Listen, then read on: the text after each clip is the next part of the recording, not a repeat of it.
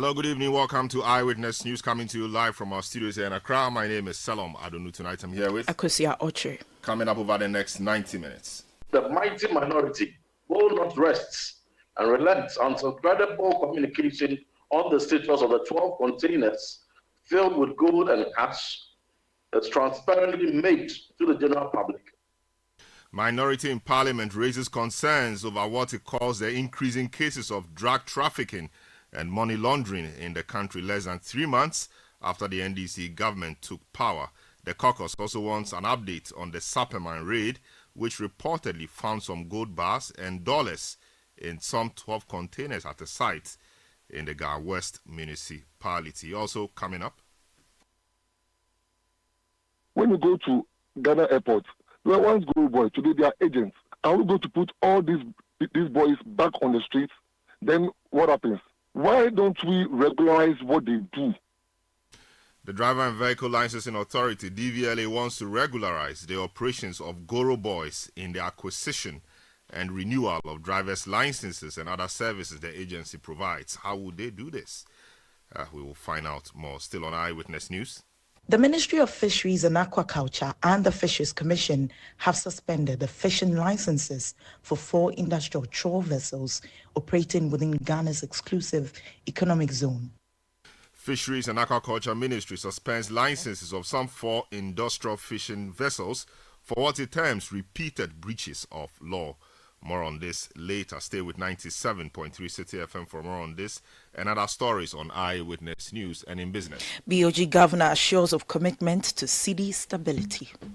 There is more business in the next 50 minutes. Eyewitness News is live across the country on all our affiliates and around the globe at citinewsroom.com. In the Western region, this is Premier 100.5 FM, Beach 105.5 FM, and Sky 93.5 FM. All in Takrady. In the Bono region, Green at 95.9 FM in Sunyani. In the Shanti region, Orange 107.9 FM. Also, in Kumasi. In the Eastern region, Right 90.1 FM in Somanya. In the Volta region, Holy 98.5 FM in Aflao. And in the Northern region, this is Dasuma 99.1 FM in Yendi. In the Upper East, this is Wed 88.3 FM in Tuarungu and Bugli Radio 88.6 FM in Wa in the Upper West region. Your comments are welcome via WhatsApp line on 0549986996. You can follow me on X at Selom Adonu. The hashtag, as always, is Citi Newsroom. Akosia has the very first story.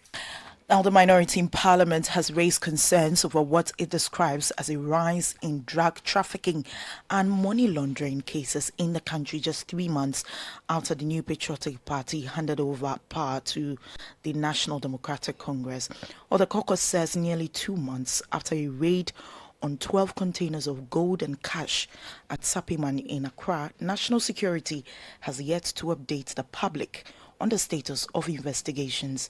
Additionally, it is demanding accountability on a cargo suspected to contain cocaine and cash, which was reportedly transported into the country by 2 suspicious flights that landed at Kotoka International Airport in March 2025.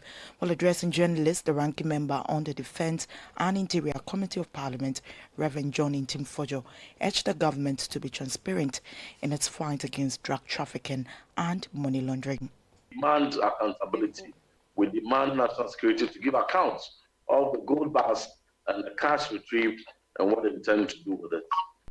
The minority caucus, as responsible opposition as we are, in absolute circumspection, have been patient and given reasonably 2 clear months for national security to communicate the status of their investigation with the public, albeit without any information from national security.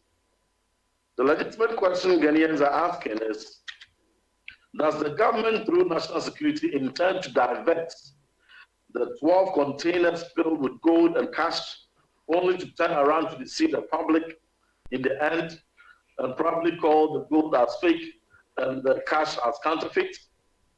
The public is hereby assured that the mighty minority will not rest and relent until credible communication on the status of the 12 containers filled with gold and cash is transparently made to the general public by the Minister for the Interior with additional responsibility for national security and corporates duly prosecuted. That was Ranking Member on the Defence and Interior Committee of Parliament, Reverend John Intim-Fojo. Very well. Now let's probe this further. Reverend John Intim-Fojo, Ranking Member on the Defence and Interior Committee, and also Member of Parliament for Sinsal, joins us on the phone now. Hello, good evening, sir. Welcome to Eyewitness News. For you to make such a claim, it should suggest that there is a trend. I mean, 2 or 3 months into the new government's tenure, is there a trend for which you can say that there is a rise in drug trafficking and money laundering cases? You can take us through that if there is. Yeah, very much so, because the past 8 years, we never had such a spate of incidents. We had consistently Ghana ranked number 2 most peaceful country in Africa and even globally in terms of crime rates, more favorably than Australia and Canada. So just 3 months into the governance of President Mahama, hearing $350 million worth of cocaine intercepted in Cape Coast and 2 suspicious flights, suspected to be carrying cash, money laundering, and cocaine into the country. And then the fact that we had raid conducted in Sapiman, where the National Security uncovered 12 containers, 12 20-foot containers stashed with gold bars and cash, dollars and cedis. These are quite troubling, and it's concerning for the ordinary Ghanaian who is concerned about the internal peace and security and about the sterling credentials of Ghana as the second most peaceful country in Africa. Very well, but to say that there is a rise could suggest that there is a trend that is been building up over a period. So just 2 instances you've cited, I'm not sure qualifies to make this a trend. Of course, it's fair to raise the concern that the government should ensure that Ghana doesn't become a safe haven for these criminals. But to say there's a rising, there's a rising number of cases, or there's a rise in the number of cases, that many think is not very accurate and is disingenuous. We have raised specific cases, and we have referenced all those 3 cases. One was the cocaine, 350 million worth of cocaine that was intercepted. Another was 2 flights. One was even an air ambulance, which flew in suspected, cargo, suspected to be gold, to be cocaine and cash. We've also referenced the raid done at Sapiman. We've also referenced the pirates attack on Ghanaian registered fishing vessel, which was reported by the Ghana Armed Forces.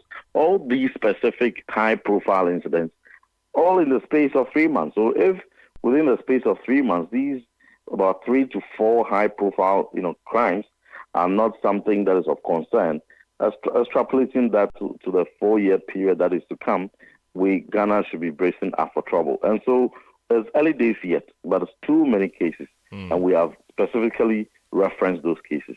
I see. So which is which? Is it that the security agencies or services are now up to task and are busting these holes, or it's because the security agencies are sleeping on the job, that's why these guys are coming into the country? There's an argument to be made for the alertness of the security agencies.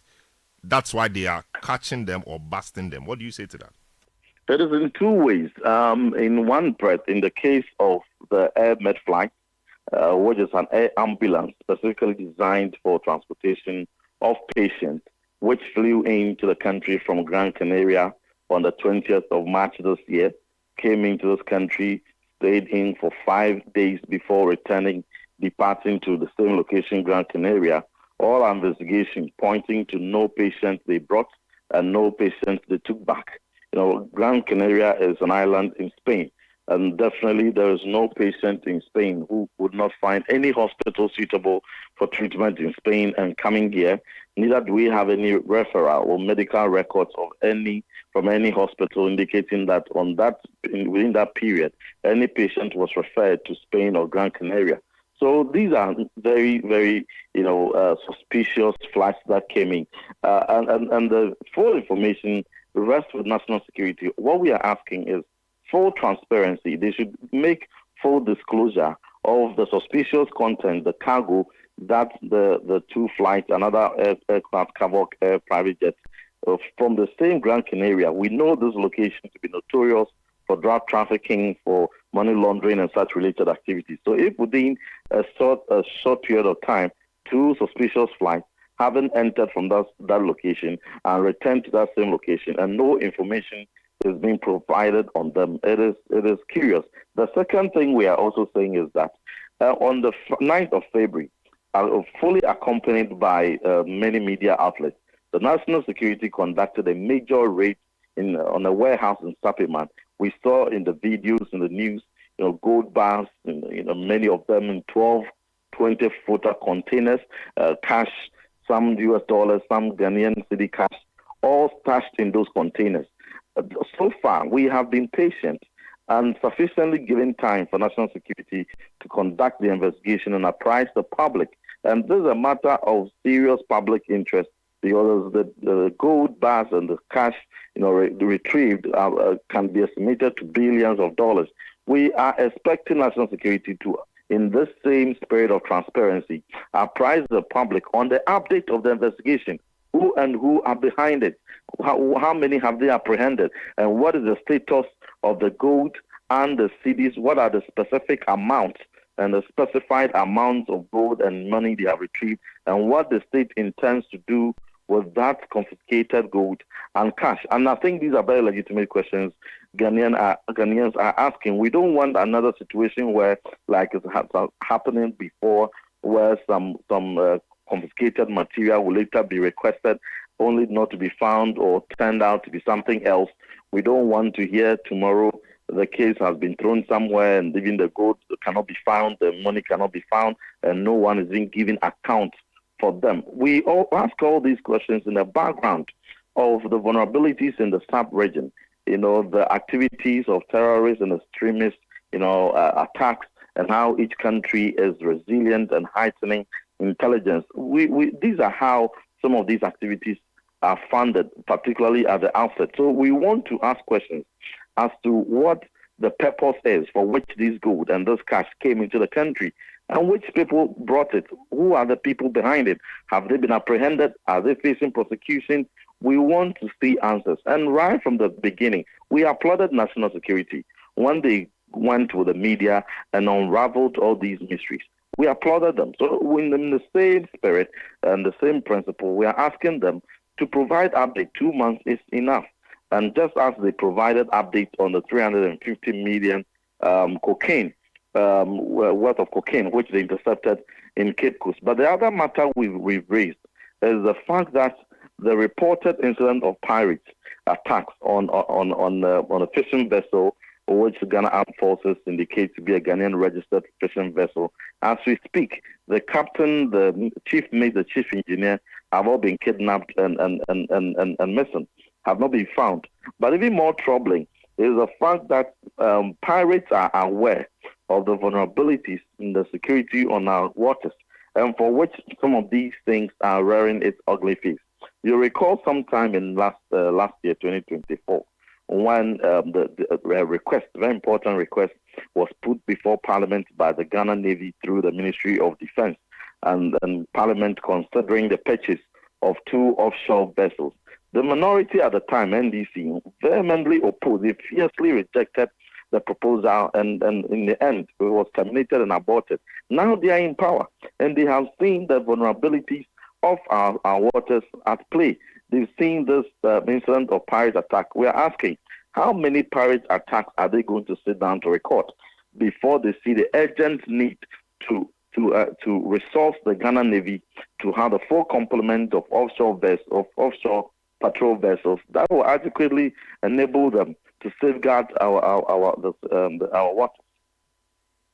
I see. Interesting. I mean, of course, and I'm sure that there should be steps taken by the minority to get the Interior Minister in charge of national security as well to come to the House to brief you on what it is really. But on the case of the pirate attack, shouldn't this be treated as a national tragedy than one that will make you point accusing fingers at the others? You said that the pirates are aware of our vulnerabilities, and so the pirates will also be aware that there is political, should I call it infighting or finger pointing at each other, and we would think that yes, this is a fertile place we can launch this attack. Shouldn't we rather treat this as a national tragedy and rather expect the minority to call on government to do all it can in its power to ensure that our seas are secure, etc., rather than pointing accusing fingers?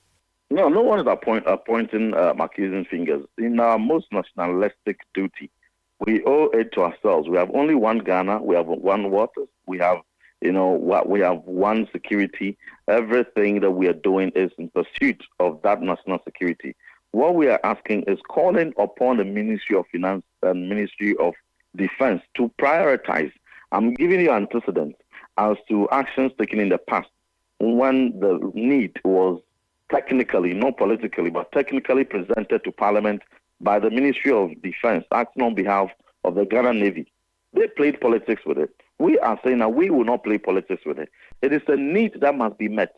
So they should recommence those processes and purchase the 2 offshore patrol vessels, which were deemed as necessary tools, which were deemed as necessary vessels required by the Ghana Navy to conduct their mandate. And we would not play politics like they did. We would rather support them because it is our waters that must be kept safe. So it's not politics. It is calling for our security to be strengthened. And we are saying that they have demonstrated from the budget various amounts allocated elsewhere, but your priority must be your security. And that did not find expression. Although the Navy and the Ministry of Defense were very forceful in their request that this is needed, but then there was no budgetary allocation for it. And following up from that, we've had an attack. So we are saying that we should not wait for another attack and series of attacks to occur before they see the request the Ghana Navy have put forth as one that is urgent and as one that must marshal every resources we have to purchase for them. Very well. Thanks so much. But before you go, so what's the next step for the minority now? Now that you've put this in public, or you've made this public in the public, you've put this in the public, or you've made this public, what's the next step for you? Yeah, most of these issues were already public in any way. One, the pirates incident was reported by the Ghana Armed Forces with a press release. And 2, the national security raids they conducted. No, what I mean is the minority has now added its voice to it and put everything together and is calling on government to act. So where do you go from there? Very well. So what we are saying is that at the moment, Parliament is on recess. We can't wait for a month or more before Parliament reconvenes to file an urgent question for the minister to appear before Parliament or National Security to provide responses. So within this reasonable time, we are asking, one, that the Ministry of Interior and the National Security, in related to those 2 cases, one, they must provide details and updates on the cash and gold confiscated in Sapeman and give the public updates on the investigation. And 2, they must also provide details on the 2 air flights that suspiciously flew into the country and what cargo they brought and what cargo they took out. That is the second thing. The third one is an urgent call on Ministry of Defense and Ministry of Finance to, as a matter of urgency, purchase 2 offshore vessels, offshore patrol vessels for the Ghana Navy. Very well. And we are going to pursue this. We are not going to relent. We'll pursue this until we have answers. Very well. Thank you so much, Reverend John Intim-Ford, ranking member, Defense and Interior Committee of Parliament and Member of Parliament for the Asin South constituency in the Central Region. Eyewitness News on 97.3 Citi FM. Let's see if we can get some answers from the majority side. The Honorable James Agaga is chairperson or chairman for the Defense and Interior Committee of Parliament, also Member of Parliament for Busa North. He joins us on the line. Hello, good evening, sir. Welcome to Eyewitness News. The minorities raised quite some concerns that just 2 or 3 months after your party took power, there appears to be, some instances of money laundering and cocaine hauls. They cited $350 million dollar raid or bust at Cape Coast of cocaine. We understand 2 flights they said were suspiciously in the country for a while, departed and went to the same destination in Spain. Also, the raid in Sapeman, we heard about that raid of some gold bars and some dollars, etc. Indeed, there's been no update from government on that, and the pirate attack as well. But let's deal first on the matter of the cocaine and suspected money laundering instances, the 2 flights and the $350 million suspected cocaine haul. Look, Seriously speaking, I am very shocked that the minority, instead of applauding national security for being vigilant, for being extremely alert, for the arrests that have so far been made, for the interceptions that have been made, they are rather crying wolf, where there is no wolf at all. We should be asking them questions. Were they asleep when they were in power? Is it the case that national security was asleep? So that all the cocaine hauls, the trade in gold, the illegal trade in gold, the illegal exploitation of gold from our shores, at a time when we are ranked as the leading producer of gold in Africa, without nothing to show for our massive production, is it the case that national security was asleep under their watch? NDC is in power for barely 3 months, and we are being told that gold bars and currency was intercepted by operatives of our national security under the watch of President Mahama. Why shouldn't we be applauding them? Now, investigations in respect of the arrests at Sapeyman are ongoing. A number of individuals have been arrested. Others are being pursued. And my colleague, the ranking member for Defense and Interior, thinks that national security should open their mouths too wide in order that clues would be given so that the investigation is scuttled. I am shocked. In fact, I am shocked. While you are shocked, is it not okay that given the publicity, given the publicity of that particular Sapeyman event? Can I land? Do. National security opened up.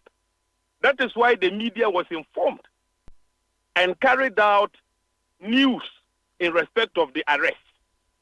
At the moment, further investigations are ongoing. So the ranking member expects that national security should open up, give clues for those who are being pursued to escape. Is that what the ranking member wants us to do?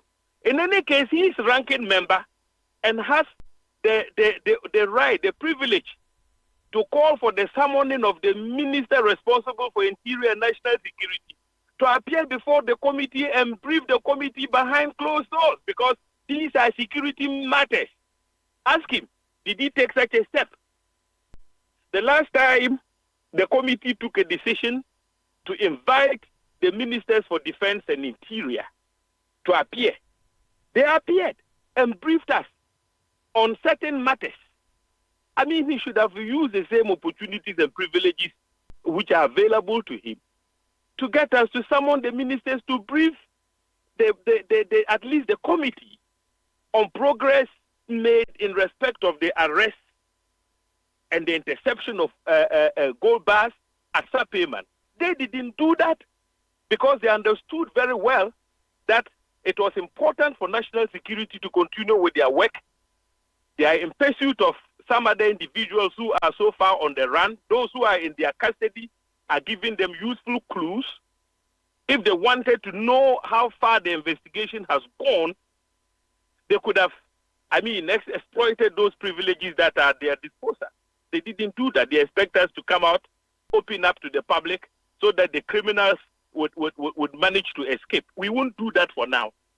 At an appropriate time, the ministers would give us a detailed account of whatever they have done in respect of the interceptions. I think that national security deserves to be patted in the shoulder. We need to congratulate them for the vigilance that hitherto was missing. Now the minority have suddenly found their voices. Let me state categorically that, look, gone are the days when ships brought cocaine into this country. The MV Benjamin, and I was defense counsel in relation to the crew members, one of the crew members of the infamous MV Benjamin saga. This was a ship which brought cocaine onto our shores, and when the cocaine eventually, under the watch of our security apparatus, arrived on our shores, people managed to cut the cocaine away. Remember Sheriff Asem Dake. Okay? So all these things happened under the watch of an MPP government. This couldn't have happened under the watch of an NDC government. So let me remind my colleague, cocaine, which was impounded and stored at the police headquarters, went missing under the watch of an MPP administration. This will never happen under the watch of President Mahama. So let me remind my colleague that if those memories are haunting them, I want to assure them that the NDC administration will not allow these things to happen under its watch. My brother, hello? Yes, I'm with you. I'm can you hear me? I can hear you very loud and clearly. Money laundering. I am surprised. Money laundering. The Attorney General recently gave us a detailed account of certain cases that are being investigated. He cited the example of the former Director General of the National Signals Bureau, who is currently in the custody of the BNI. Some of the charges against him are related to money laundering. So for heaven's sake, who are involved in money laundering in this country and have not been arrested? I want to hear from him. Yeah, so that's fair. He made a very sweeping statement. That's very fair.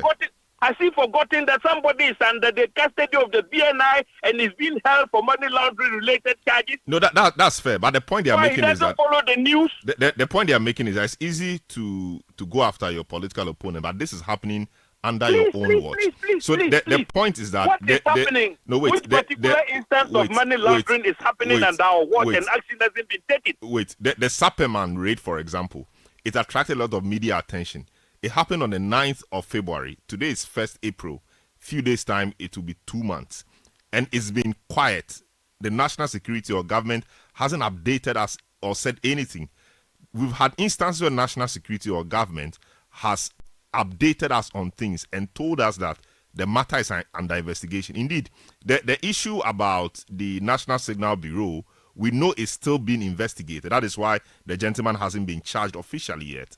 So yes. So it should not be out of place. An effort at combating money laundering. That's great. But it will also not be out of place to say that on the Sapperman matter, maybe 5 people have been arrested. We are still pursuing the guys. A, B, and C have happened.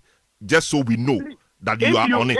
If you check from the media landscape, you would find that there are news bulletins out there which clearly shows that national security made it clear the number of persons arrested, they have said it. They have said it. And have indicated that they are on the heels of more suspects. So for you, the almost 2 months silence from the national security on this matter is fine. Absolutely. What else do you want national security to say? Very well. Let's deal with another matter they raised. They are in their custody. They are pursuing others. What else do you want them to say? Very well. Let's deal with another matter. They talked about 2 flights, that came to Ghana. Let me even before we deal with the 2 flights, okay, let me address the cocaine that was intercepted in the Cape Coast area. Do. Once again, shouldn't we be saying national security, you are on top of your game? Cocaine was concealed in a tipper truck, which was headed for Accra. National security, acting upon intelligence, actionable intelligence, intercepted the vehicle. The cocaine is worth about $350 million. That is the street value.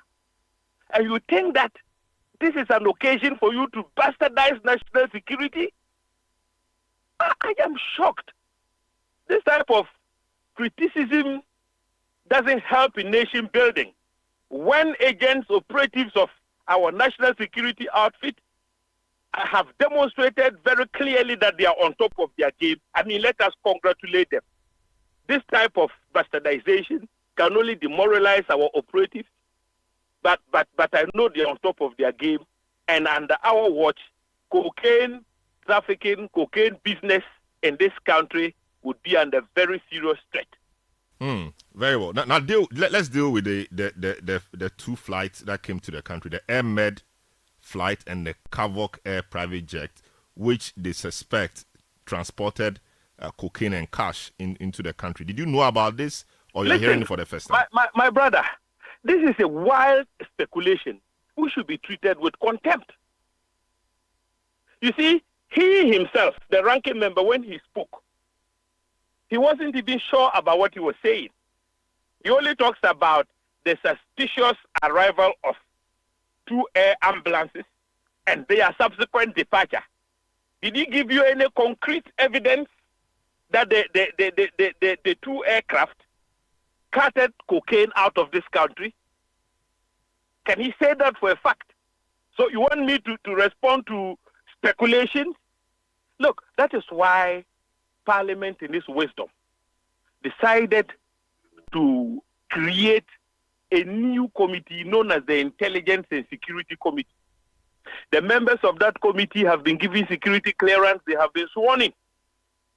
So matters that are classified and confidential, even if it is not ripe for the public to be apprised, that committee and the opposition has representation on that committee. They are entitled to invite the minister responsible for the national security outfit, the coordinator, to apprise them of happenings which for the time being may even be classified. They haven't taken advantage. All they can afford to do is to speculate that some 2 aircraft suspiciously arrived in this country and have suspiciously left the shores of this country. And then you want me to respond, to confirm whether the 2 aircraft in question actually carried cocaine or not. I don't respond to suspicions, wild suspicions. I respond to facts. All I can say is that under the watch of the NDC, no aircraft can ever enter our territory and cart cocaine away without being impounded. We mean serious business. And you can bear testimony to how active national security has become under the watch of the NDC. All the interceptions that have been done. When was the last time, when the MPP was in power, that you heard that some cocaine had been busted and the street value of which was around $350 million? Do you recall something like that happening under the NPP? Under the NPP, the cocaine in question would have vanished. Like we saw in the case of the MV Benjamin ship in our oceans, the Gulf of Guinea. It started in Nigerian waters, Togo waters. Now it is happening in Ghanaian waters. This is not the first time. Even under the watch of the MPP, several piracy attacks occurred in our waters. So this is not the first time. I need to remind the ranking member, this is not the first time. He should check his facts. So piracy has always been a contentious issue. And the desire of our, policymakers to retool our Navy is nothing new. The request for the purchase of 2 offshore patrol vessels has been on the drawing board for a very, very long time. Now, the fundamental question we need to ask is, for 8 years, MPP was in government.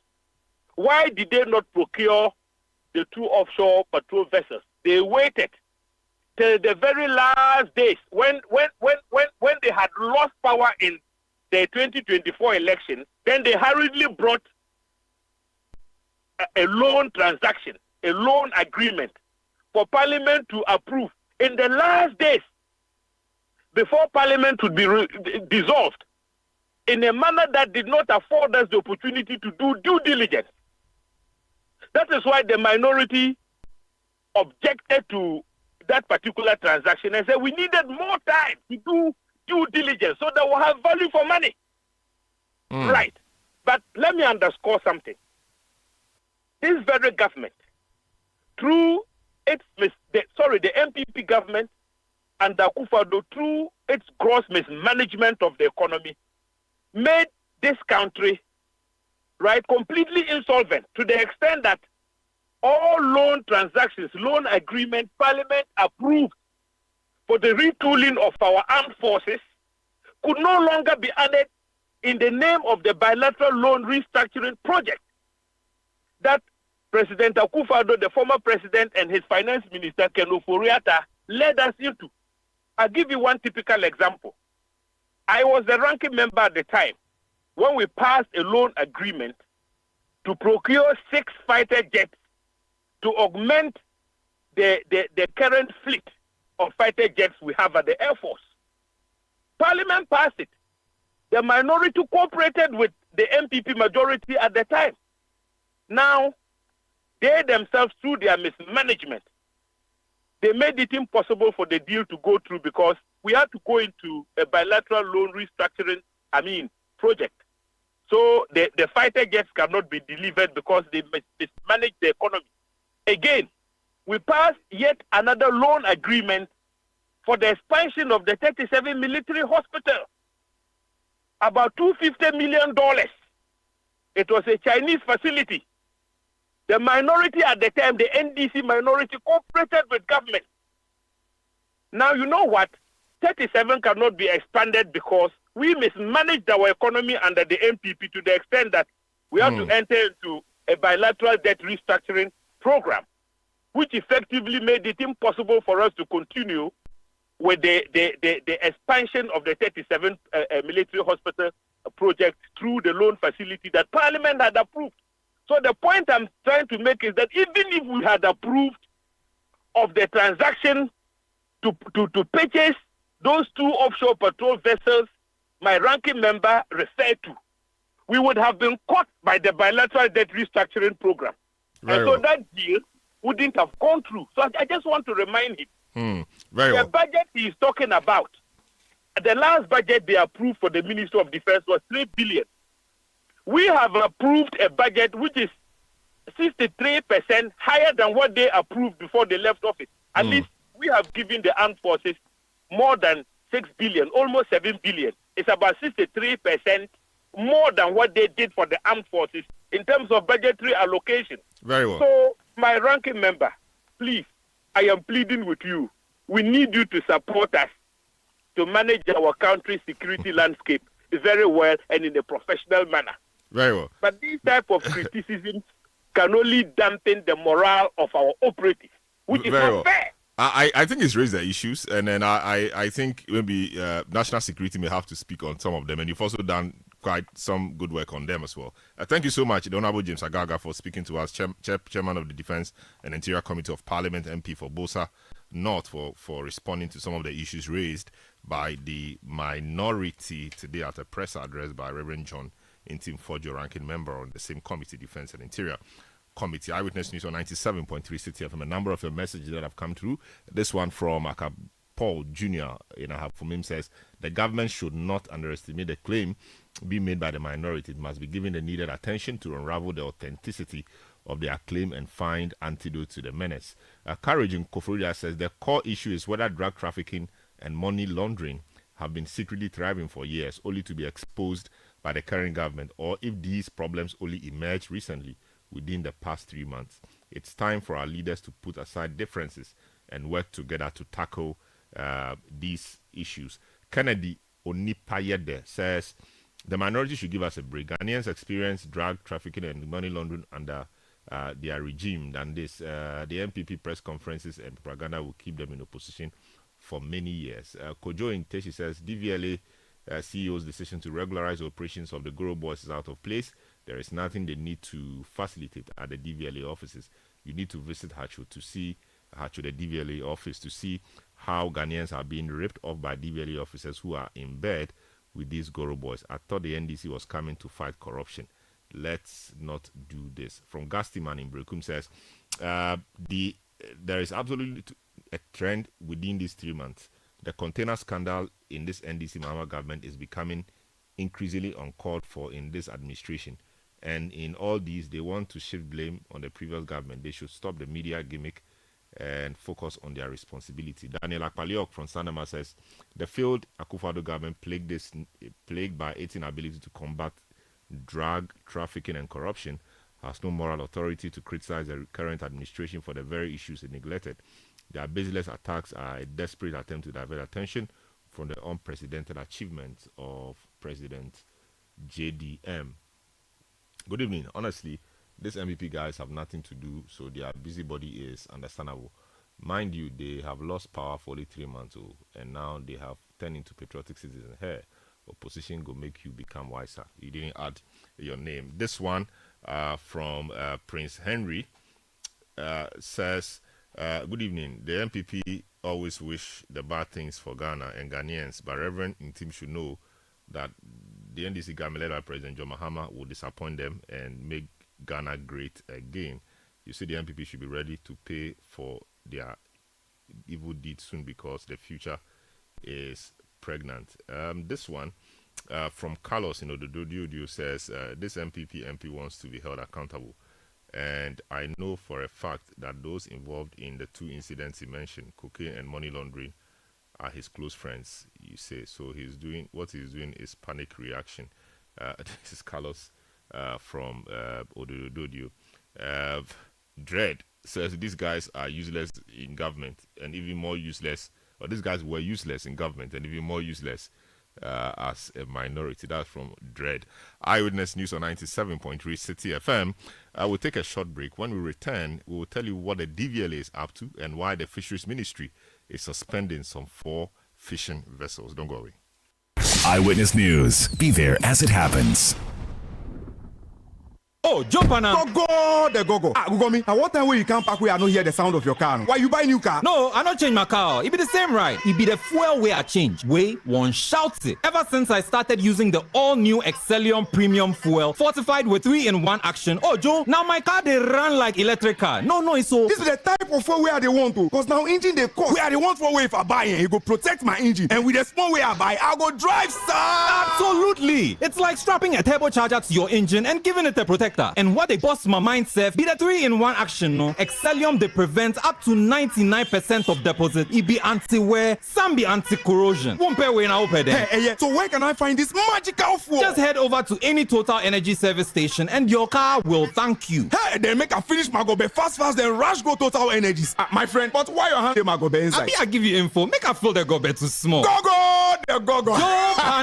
Excellium is designed to protect your car engine, decrease fuel consumption, and lower CO2 emissions. Don't say fuel, say Excellium. Choose Excellium, choose quality. Charlie, where are you? Bossman, I'm at the bank. Really? But your car is in front of your house. Bro, my bank on my phone, Charlie. Oh, how? EcoBank, bro. With EcoBank mobile app, I can do everything, anywhere, anytime. Listen, I just checked my account balance, paid Ahmed's school fees, and sent money to my grandma at Walwale. Oh, wow. Wow. Masa, just download the EcoBank mobile app from the Google Play Store or the App Store, or dial *770# and be your own bank manager. Manager. Whether to pay bills or fees, to check account statements, send money across Ghana, abroad, and more, EcoBank mobile app has got it covered. EcoBank Mobile, making everyday people live everyday lives the EcoBank way. EcoBank, the Pan-African bank. Let your voice be heard on Eyewitness News on Facebook at facebook.com/Citi97.3, Twitter at twitter.com/Citi973, and Instagram at instagram.com/Citi973 with the hashtag Eyewitness News.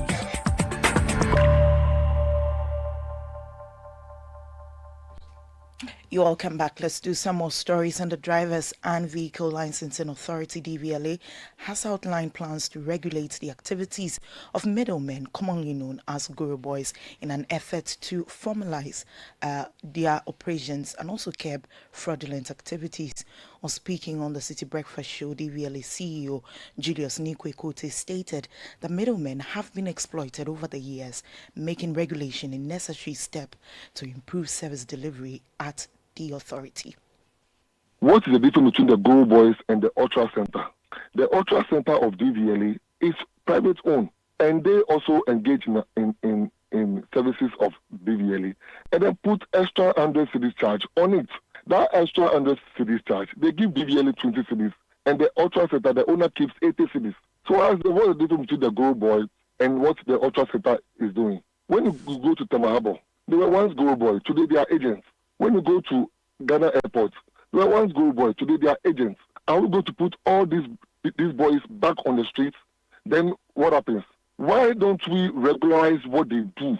Because for the past years, we've been fighting them, and the story is the same. Why don't you bring them on board? I'm not saying come I'm going to employ all of them. Bring them on board. Make sure we regularize what they do. So, Mr. A, we have all charges of DVLA. You are not going to charge above this when you help someone to execute his job. That is exactly what the Ultra Center is doing. We can't just always use language, words, to separate the rich from the poor. That was Julius Nikwe-Kote, Chief Executive Officer of the Drivers and Vehicle Licensing Authority, DVLA.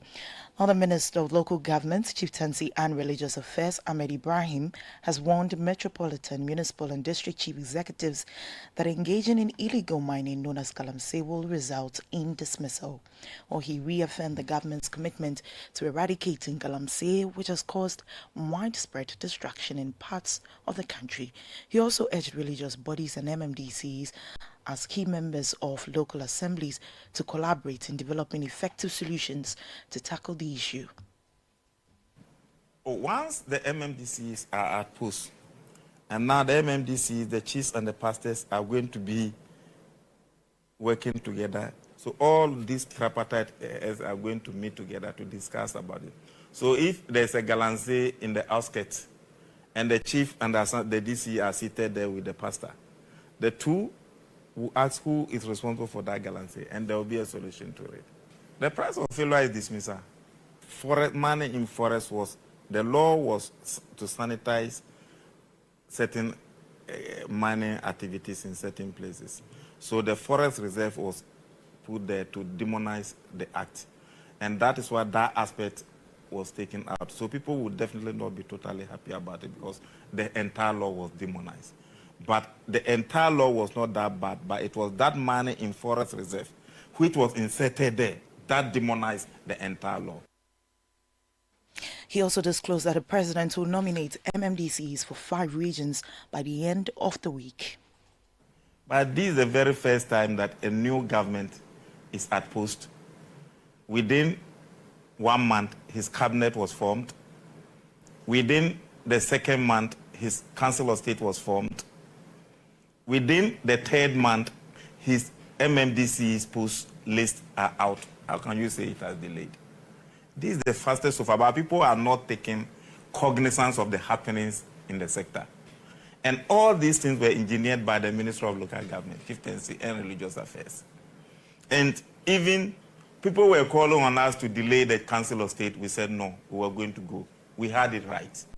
People were afraid of the cabinet. People were calling Parliament all kinds of names. But within 2 months, the cabinet was formed. The president said within 14 days after swearing, he will name his cabinet. And he had it correct. It has never happened before. Then the MMDCs, as we are talking of, there were 4 stages of measures to be able to get the best out. And that one, 8 regions are done. The remaining 5 are coming out within this week. That was Ahmed Ibrahim, Minister of Local Government, Chieftaincy and Religious Affairs. Eyewitness News on 97.3 Citi FM. Now, the Ministry of Fisheries and Aquaculture has suspended the fishing licenses of 4 industrial vessels for engaging in multiple illegal fishing practices. According to the ministry, the activities of these vessels threaten Ghana's marine ecosystem, undermine efforts towards sustainable fisheries management, and impact the livelihoods of coastal fishing communities. The suspension was done together with the Fisheries Commission and its acting executive director, Professor Campion. Professor Benjamin Campion is joining us on the line to help us appreciate why exactly they suspended the licenses of these fishing vessels. Hello, good evening, sir. Welcome to Eyewitness News. If you say that you suspended the industrial vessels for repeated illegal or for repeated breaches of the law, what law exactly and what are these breaches? Yeah. So, as stated in the statement, that's dumping and then transshipment. So when we say dumping, it is a situation where a fisherman or any vessel offloads cargo offshore, that's into the sea. The same with transshipment. If you load cargo from any part of the world, you only offload it at a recognized harbor. And so we have had a situation where our fishermen undertake a lot of illegal activities at sea. One of them is to catch juvenile fish. Now, if you catch the juvenile fish and bring it to the shore, you pay a fine. There is a penalty for that. And so some of them decide that instead of landing and paying the fine, then they would just throw them, they sort them out at sea and then throw the juvenile ones back into the water. Of course, they would have been dead, and that's a mess into the system. Another option is to package it, freeze it, and sell it to our small-scale fishermen. And that is what we call cycle. That's transshipment. Any form of transferring cargo from one vessel to another, transshipment is illegal. And so transshipment of fish is illegal.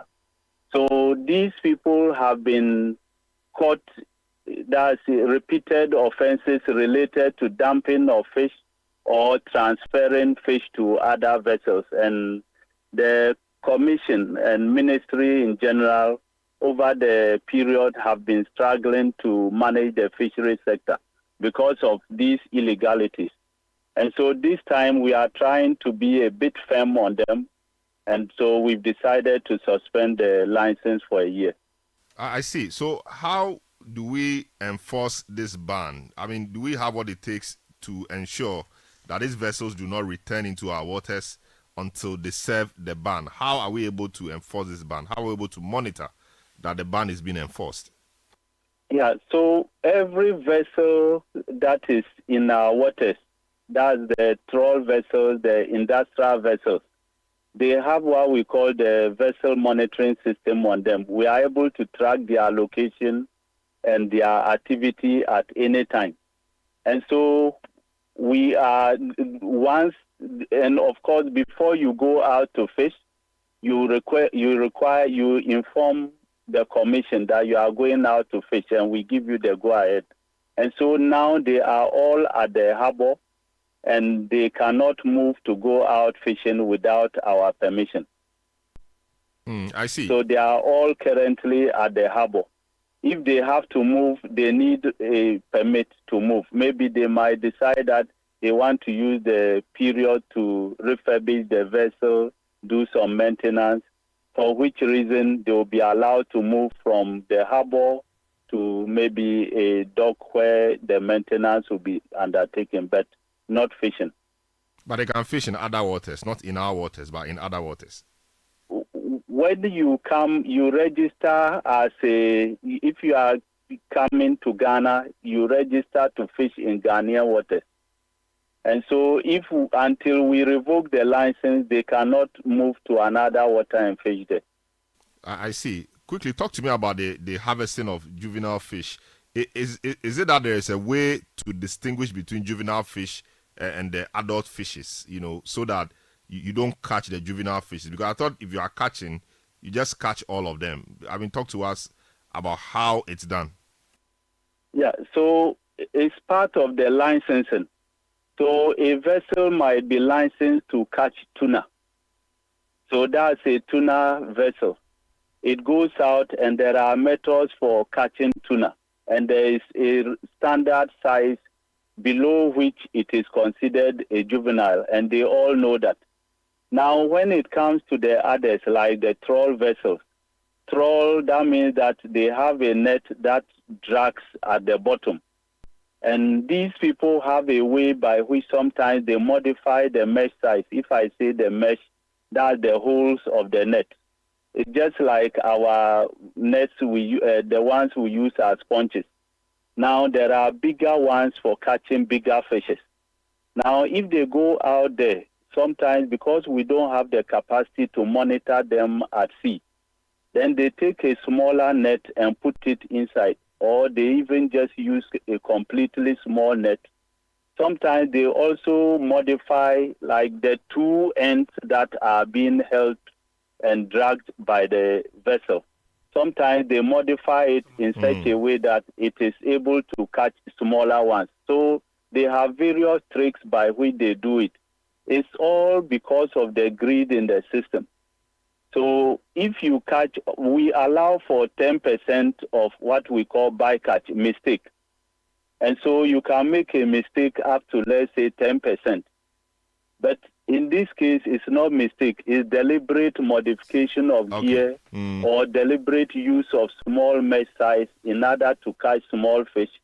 So they stay longer at sea, catching and selling. So it's like a business offshore until maybe they run out of fuel or they are tired, then they come. Very well. Do some little maintenance and they go back. We want to prevent that. Very well. Thank you so much, Professor Benjamin Campion, Acting Executive Director of the Fisheries Commission. Thanks so much grateful. for Thank you. bringing us up to speed on what your commission is doing. Eyewitness News on 97.3 Citi FM. Before business news, though, there's been a matter in the sports world where a Nigerian boxer died or collapsed in the ring whilst fighting a Ghanaian and died soon after. The autopsy report is yet to be issued, and the Nigerian Boxing Board of Control is also speaking. Our sports minister says that a committee will be established in the next few days to investigate the death of the boxer, the Nigerian boxer. But issues have arisen whether his being in Ghana to fight was known to the Nigerian Boxing Board of Control or not, and whether he was actually cleared to fight. My colleague Gabi Ofe, who is on our sports desk, is coming to studio to help us appreciate how these things work. Gabi, good evening. Welcome to Eyewitness News. Thank you, Solo. Yeah, so how does it work? If a foreigner is going to fight, the foreigner must be cleared by his country before he can fight in another country. How does it work? All right, thank you. So this is in relation to the Ghana Boxing Professional League. It's being organized every fortnight. So every 2 weeks, you have it happening at the Bukom Boxing Arena. So regards to the question, the Boxing Federation of the other country, or maybe let me use Nigeria, they have to liaise with the main organizers or the mother body here, that's the Ghana Boxing Authority. The so and so would be partaking in the professional league on this day. You get it? So they would submit the boxer's record, that's the number of fights, to the Ghana Boxing Authority, and then they can pick it from there. So they would have to do due diligence with medical checks of the boxer before they can allow the boxer to partake in whatever event will be happening. I see. So are there concerns that there could be some attacks on Ghanaians or Ghanaian boxers also in Nigeria? Actually, when you look at the fight and where the gentleman fell off, he wasn't even hit. I mean, he just fell and that was it. Yes, that's true. He wasn't hit. He collapsed. If you look at that few moments he had, it wasn't like he was reacting to a punch by the Ghanaian, Johnny Banugu. It was an undercut fight. And I mean, like I said, he just collapsed, just fell flat on the side there. When he was rushed to the Kolibu Teaching Hospital, 30 minutes after arrival, he was pronounced dead. So it is not like the Ghanaian boxer punched him. Maybe he suffered something and that caused his collapse in the ring. You get a point I'm making. It was just, you just cannot tell what happened to him. Now, there's been report about the Nigerian boxer suffering from induced coma. Initially, they said he suffered from a cardiac arrest. Now, we'll get to know whether these two things that I've mentioned is really true based on the autopsy reports that would drop tomorrow. And that would happen because the Nigerian Boxing Board and Control, with its president, Dr. Oladipo, requested for it. And according to the Ghana Boxing Authority, because today and yesterday was a holiday, they were unable to liaise with the hospital to get the autopsy report. Then they can submit it. And the minister has reacted to that, saying that they will then set up a committee to probe into the matter, because the Nigerian Boxing Board and Control are saying something different. They are saying that their boxing was cleared. The Ghana Boxing Authority too says that the boxer was medically fit. Now, on the part of the boxers' promoters, I don't know what the idea was, because they would then have to give a proper breakdown of the medical condition of the boxer before he got into the ring to fight the Ghanaian.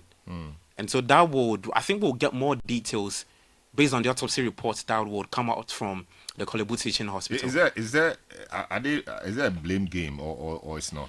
I think that is what has started. And if you listen to the minister speak today on a different platform, he dismissed potential attacks on counterattacks, if I want to put it, or reprisal on the part of Nigeria, because I think that point he made was very salient in the sense that you would have Ghanaian boxers going to Nigeria to compete in future events.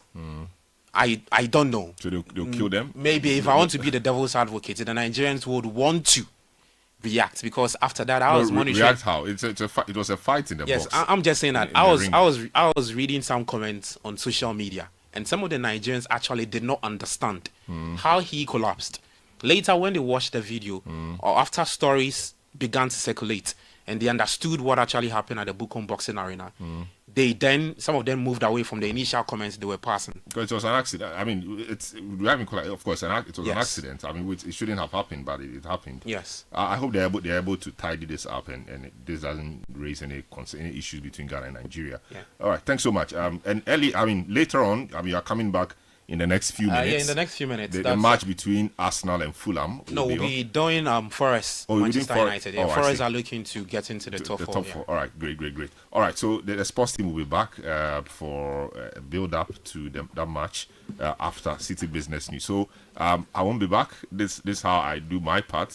I conclude my part. Akosia Ochre will take the business news after which the sports desk will take over. Have a good evening. Eyewitness News. Be there as it happens. Sawudru krum na wote yes charcoal toothpaste aya no ya hwe yie na obi afa so kwan na no wa chenchena esane se charcoal toothpaste bebre ane wodwa so na so nya ni nyina na yema wo se titru mpo ni se wo nyini no bon ho modin se wo beto charcoal toothpaste a ye di bidia nkasa ye na anya dai kekene ade agumu na wo de yin keka wa firusimu na wo se nya hoden na se efita to charcoal toothpaste a fluoride ewo mu na bo se ho ban na mana ye din da ekosi se obobo akokora na sa abrewa Pepsodent charcoal toothpaste dear what the bidie lemon mint ana zinc ana akabomu aye enti ma wo se din na wonum so ahwam de mu ni nyina Pepsodent dear yenim no dada o enti wasa de bidie lemon and mint akabomu aye dear ene na kire se yesen adamfo no ebem wonum ahwam na abo se ho ban afrika kawa bia mu to Pepsodent charcoal toothpaste fetchu se na ma se ho ban abrebia gasaba smoke from firewood and charcoal is harmful and as damaging to our lungs as cigarettes. It can cause heart diseases leading to stroke and may even affect our eyesight in the long run. Grandmothers, mothers, sisters, wives, men, caterers, and everyone still cooking with charcoal, let's switch to LPG gas. The National Petroleum Authority has introduced the cylinder recirculation model in collaboration with local partners to make gas more accessible in all local communities. Whether you own a cylinder or not, join our CRM initiative. Simply show up at any exchange point near you with a small down payment to receive a filled cylinder or swap your empty one. Regular safety checks will be in place. Say ebisa mo say more gas. Afi die gasaba. Switch from firewood and charcoal to gas for a better and healthier life. This message is brought to you by the National Petroleum Authority and the Ministry of Energy. Get the details. Every significant financial transaction, every market movement, and all the policies that affect your business. Citi Business News. Be informed. Hello and welcome to Citi Business News on Eyewitness News. I'm Akosia Ochre. The details.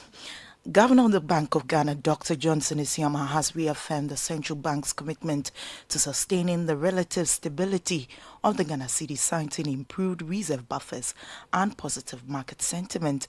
Well, according to the BOG's summary of economic and financial data for the period ending March 2025, the Ghana cedi depreciated by 5.3% against the US dollar in the first quarter of 2025. While speaking at a media briefing after the bank's 123rd Monetary Policy Committee meeting, Dr. Isiama noted that despite global economic uncertainties and trade tensions that could pose risks, the Bank of Ghana remains optimistic about Ghana's macroeconomic outlook. The foreign exchange market has continued to witness stability in recent months, and this has been aided by improved liquidity from remittance inflows and the domestic gold purchase program. The stability in the FX market is expected to remain, reflecting stronger reserve buffers and positive market sentiment. As of March 26, 2025, the Ghana Citi depreciated at a slower pace of 5.3% against the US dollar compared to 7.6% in the same period of last year. Well, Dr. Johnson Esiama also acknowledged progress in tackling inflation but insists that additional measures are required to bring it down to desired levels. It is true that in terms of the program targets, quite a number of them have been missed. And therefore, we need to do some further work to ensure that the program remains on course.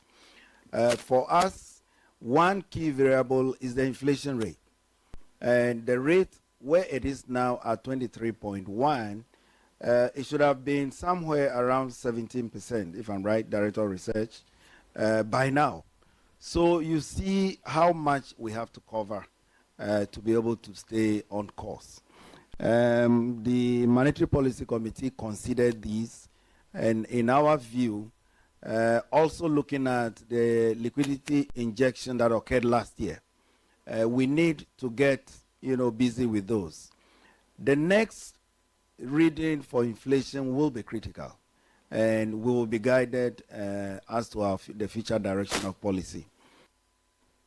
Governor of the Bank of Ghana, Dr. Johnson Esiama, speaking there. Now, economist Professor Peter Quartey is urging swift reforms to streamline trading activities at Ghana's ports, asserting their potential to boost government revenue. Well, he argues that optimizing port operations could help offset potential revenue shortfalls which may result from the scrapping of key taxes such as the e-levy and bet and winning tax. While speaking at a media engagement, Professor Peter Quartey reiterated the need for pragmatic policy interventions to curb these concerns. For those of you who saw President Atamils go to the ports, he was very passionate about what happens there. If we streamline that place, we will not borrow. A lot of leakages, a lot of money goes through the port. But we have agents, people who act as agents. We want to clear goods, we work through an agent. Sometimes the monies they collect, they are fees they have created in our minds. It doesn't go to government. They don't give you receipts. So many levies and charges and whatever. It makes it so expensive to import. That was Professor Peter Quartey, an economist. Now, the Concerned Farmers Association of Ghana has raised alarm over the looming risk of Ghana's cocoa being banned from the international market due to the devastating impact of illegal mining. Well, according to the association, cocoa production has witnessed a sharp decline in recent years, a trend they attribute to the destruction of farmlands by illegal mining activities. While speaking to Citi Business News, the president of the Concerned Farmers Association of Ghana, General Nana Obuadi Boateng Bonsu, urged the government to implement job creation initiatives in Galamsey-prone areas. The stories that we are getting from the international community, if care is not taken, they will not buy again. There will be a total ban on Ghana's cocoa due to the destruction that has been happening in our forest, and at the same time, this Galamsey as a whole. Ireland, this government came and then they said the Cocoa Executive Project and other government flagship program, but it has not been rolled out here. Jobs have not been created, and the only source of their livelihood is for them to destroy the forest. We are not getting the support from the government, and we have the antidote to solve this issue. Sending soldiers and the military and other people, they won't solve the situation. There is no job. When you create a job, this thing will stop. That is why we are saying that the Cocoa Executive Project should come out. It has kept long 2 months. President of the Concerned Farmers Association of Ghana, General Nana Obuadi Boateng Bonsu. Well, that's how we wrap up the Citi Business News on Eyewitness News. I am Akosi Aoche.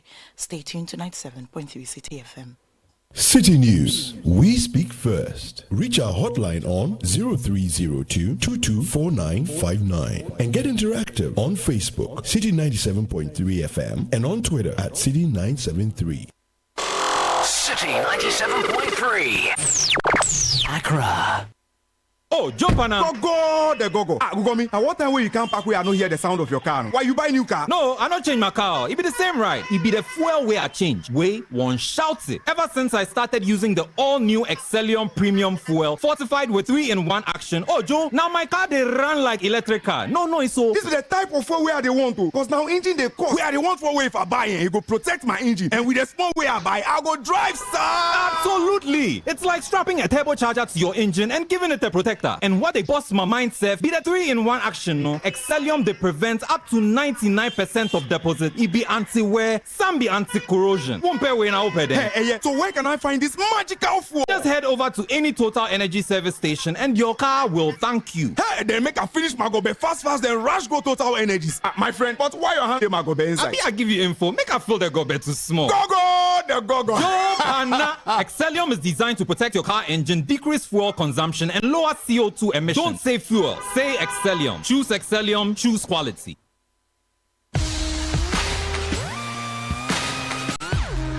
Looking for the latest buzz in Ghana's entertainment world? Welcome to Ghana Weekend, your ultimate destination for all things creativity and entertainment.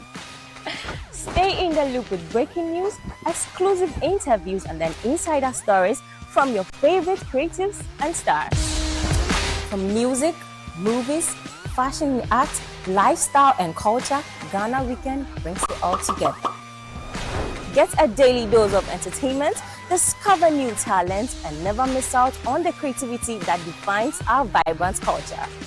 Stay connected with us across all platforms. Follow us on Instagram with the handle Ghana Weekend, on X Ghana Weekend, on TikTok Ghana Weekend, at Ghana Weekend TV on YouTube for the latest in entertainment, travel, and everything Ghana. Don't miss out. Join the Ghana Weekend family today. Ghana Weekend, where entertainment meets creativity. Visit GhanaWeekend.com now. City 97.3. More variety.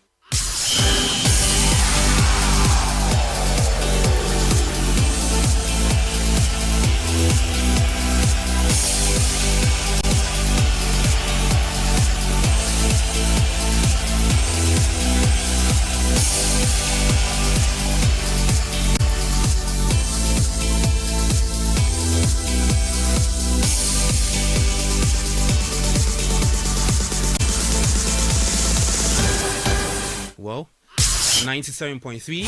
I am Gabriel Fair. It's March week 30, the English Premier League. High flying Nottingham Forest away may be the biggest test of whether there is any substance to Manchester United's recent upswing. The game is at the Citi ground at 7 p.m. Just a few minutes to kick off. But we have some other games also kicking off at, already started. At the Emirates is Arsenal taking on Fulham. And then at the Molineux, Wolves up against West Ham United.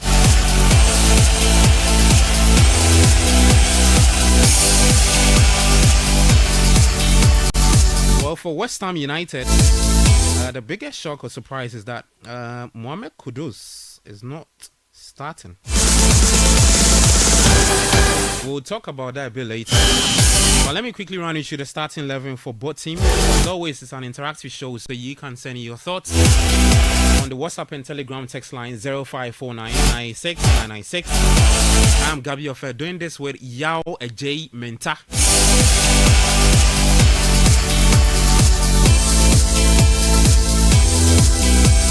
Let me quickly run you through the team news for both teams, starting off with Forest, and they line up in a 4-2-3-1 formation. It's Marcel starting in post for Nottingham Forest. Ola Aina, Milenkovic, Murillo, and Nico Williams as the back four. A midfield two of Rani Yates, Anderson, and for the attackers they've got Anthony Langa starting, Morgan Gibbs-White. Also there is Danilo, and then Taiwo Awoniyi. For Manchester United, it's a 3-4-2-1 formation. Joshua Zirkzee starting for United. Garnacho and Bruno Fernandes, who is the skipper for the Red Devils. There is Patrick Dogu playing as the left wing back, sort of. Manuel Ugarte, Casemiro, Diogo Dalot, and a back three of Mazuari, Matthias De Ligt, and Lenny Giro. Of course, in post is Andrew Onana. Their head coach is Ruben Amorim. He's coming up against Nuno Espirito Santo. So that game is at the City ground. Just a few minutes to kick off.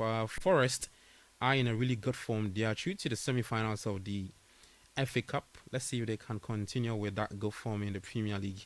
On the table, Forest are third. Yeah, so a win today takes them, would add up to their points, 54 points. They would have 57. On the part of Manchester United, they are 13th on the table. If they're able to win today, they would get to 12th. They'll have 40 points. So two teams looking for maximum points. 8 games left to end the 2024-25 Premier League season. Let me take a quick thought from Yao. Jamie in town, a part of Forest. I don't know if you want to share your thoughts quickly on Kudus' absence.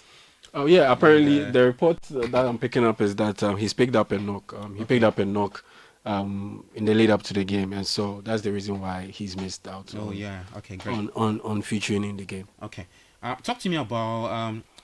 I think this is a big test, a huge test for Manchester United. I say a huge test in the sense that United haven't been the United everybody would have hoped for or thought that they would be under Amorim.